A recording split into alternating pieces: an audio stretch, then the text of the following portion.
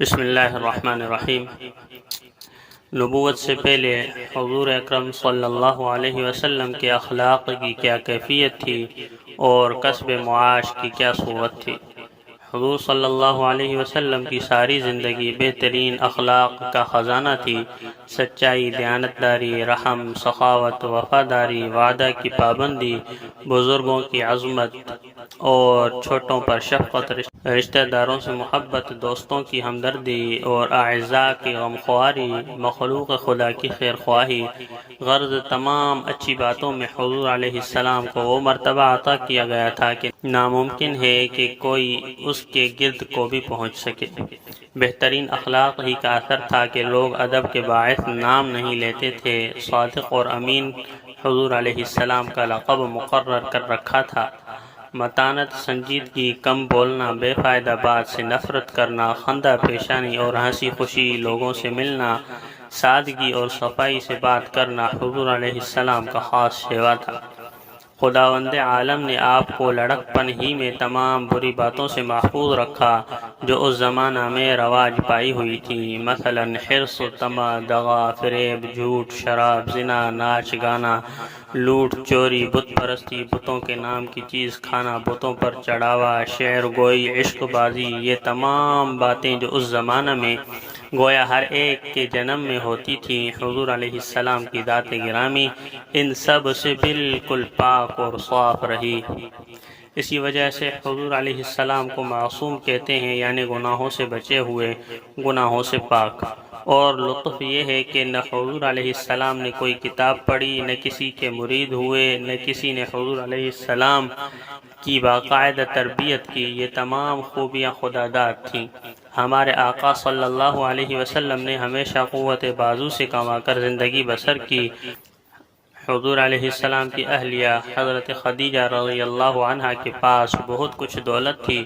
انہوں نے اس تمام دولت کو اسلام اور مسلمانوں کی امداد میں لٹا دیا، مگر رسول اللہ صلی اللہ علیہ وسلم نے کبھی بھی اپنے خرچ و اخراجات میں بیوی کا احسان سر پر نہیں لیا۔ لکڑیاں چن کر، پھاوڑا چلا کر، بکریاں چرا کر بسر اوقات کرنا حضور علیہ السلام کو آسان تھا، مگر کسی کا احسان سر پر لینا مشکل۔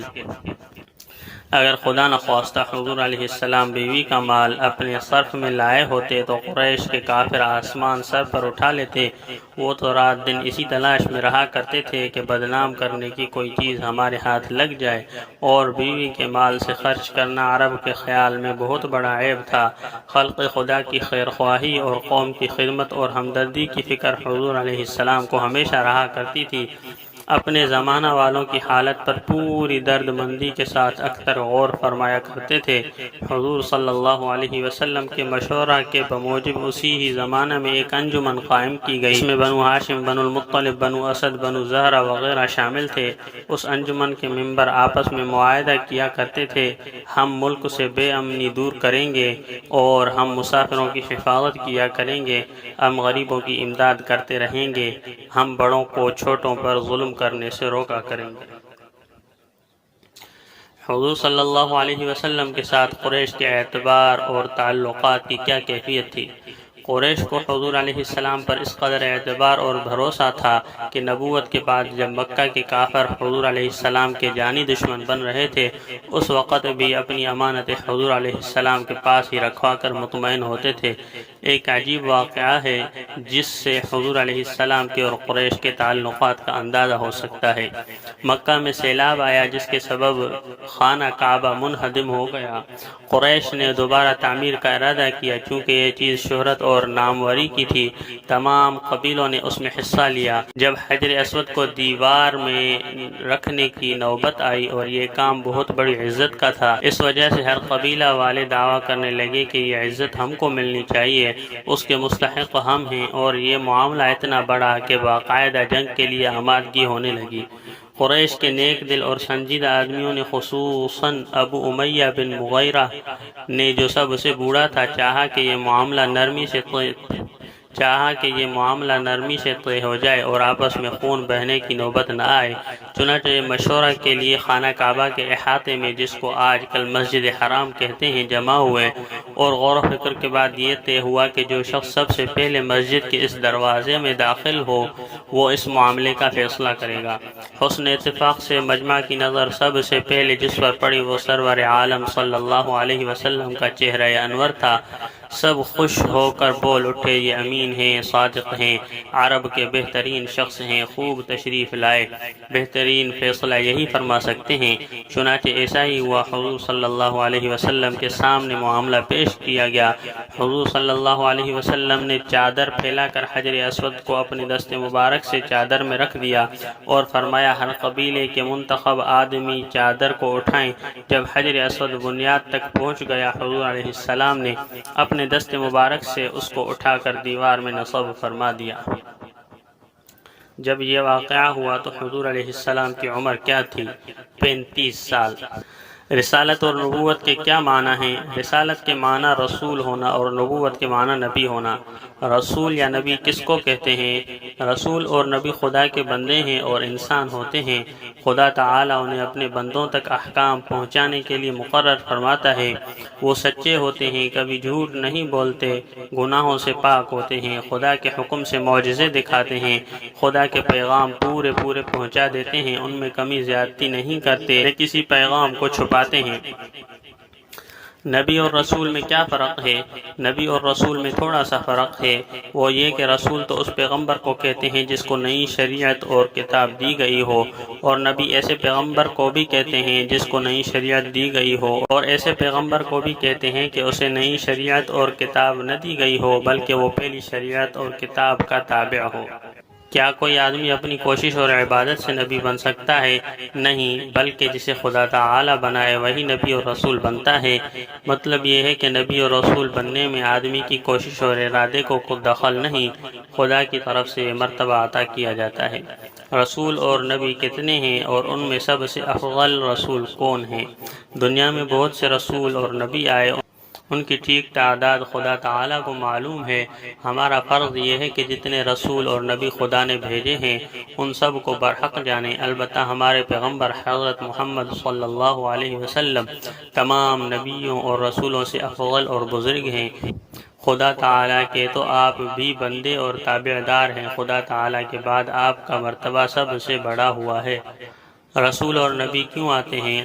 طریقہ یہ ہے کہ کوئی شخص کسی مرضی کو اس وقت تک نہیں پا سکتا جب تک وہ خود نہ بتائے یا اس کا طریقہ یا عادت اور مزاج نہ معلوم ہو۔ انسان پر واجب ہے کہ وہ خدا کی مرضی کے تابع رہے، کیونکہ وہ خدا کا بندہ ہے، خدا نے اس کو پیدا کیا ہے، ہوش و حواس دیے، وہی اس کو رزق دیتا ہے، وہی اس کی تمام ضرورتیں پوری کرتا ہے۔ لیکن انسان کی عقل اتنی نہیں کہ خدا کی مرضی کو معلوم کر سکے، نہ اس کی آنکھوں میں اتنی طاقت کہ خدا کے نور کو دیکھ سکے اور اس کے جلال والے نور کی برداشت کر سکے، نہ اس کے کانوں میں اتنی طاقت کہ خدا کی سنسنا دینے والی آواز سن سکے اور اس کا وہ کلام سمجھ سکے جو تمام انسانی لگاوٹوں سے اونچا اور بہت اونچا ہے۔ عقل کی کوتاہی کا یہ اثر ہے کہ کبھی وہ بری چیز کو اچھی سمجھ کر سیدھی راہ سے بھٹک جاتا ہے اور کبھی شیطانی کاموں میں دل لگا کر برباد ہونے لگتا ہے، اور بڑھتے بڑھتے نتیجہ یہ ہوتا ہے کہ تمام عالم میں ظلم اور بدکاری پھیل جاتی ہے، خدا کی تعلیم بلا دی جاتی ہے، ظلم و فساد کی اندھیری سب طرف سے گھیر لیتی ہے اور آدم علیہ السلام کی اولاد تباہ اور برباد ہونے لگتی ہے، تو خدا کی رحمت ان کی امداد فرماتی ہے اور کسی ایسے شخص کو پیدا کرتی ہے جس کو لڑک پن سے ہی گناہوں کے جم گھٹوں سے بچایا جائے، اس کے دامن کو گناہ کی تمام ملاوٹوں سے پاک رکھا جائے، اور رفتہ رفتہ اس کو اتنی قوت دی جائے کہ وہ خدا کے احکام کو سمجھ سکے اور لوگوں تک پہنچا سکے، تاکہ یہ خدا کی مخلوق و خدا کے عذاب سے بچ جائے اور دین و دنیا کی تمام ترقی اور بھلائی حاصل کر لے۔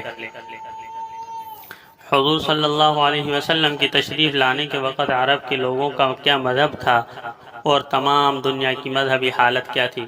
اس زمانہ میں عرب کسی ایک مذہب کے پابند نہیں تھے، بلکہ مجوسیت، زرتشی، دہریت، عیسائیت، یہودیت، شرک وغیرہ تمام جھوٹے مذہبوں کا عرب میں رواج تھا، ایک خدا کو چھوڑ کر سینکڑوں چیزوں کی پوجا کیا کرتے تھے، قدرت کی ہر ایک چیز کو خدا بنا لیا تھا، حد ہو گئی تھی، مٹھائی کا بت بنایا جاتا اور پوجا کرنے کے بعد اس خدا کو توڑ کر کھایا جاتا، ماں اور بہنوں تک سے شادی وغیرہ کی جاتی تھی، زندہ بیٹیوں کو زمین میں دفن کر دیا جاتا تھا، عیسائیوں نے عیسیٰ علیہ السلام کو خدا کا بیٹا مان لیا تھا، یہودیوں میں رشوت، سود، ظلم، حرص، طمع عام تھی، وہ اپنے آپ کو خدا کی اولاد کہا کرتے تھے، حضرت عزیر علیہ السلام کو اللہ کا بیٹا مانتے تھے، ہندوستان میں کروڑوں بتوں کی پوجا ہوتی تھی، کس قدر شرم کی بات ہے کہ بدن کے ناپاک حصوں کو بھی پوجا جاتا تھا، ہر شہر میں الگ الگ حکومت قائم تھی، لوٹ مار، جھگڑا فساد عام تھا، یورپ میں خانہ جنگی اور بت پرستی کی حکومت تھی،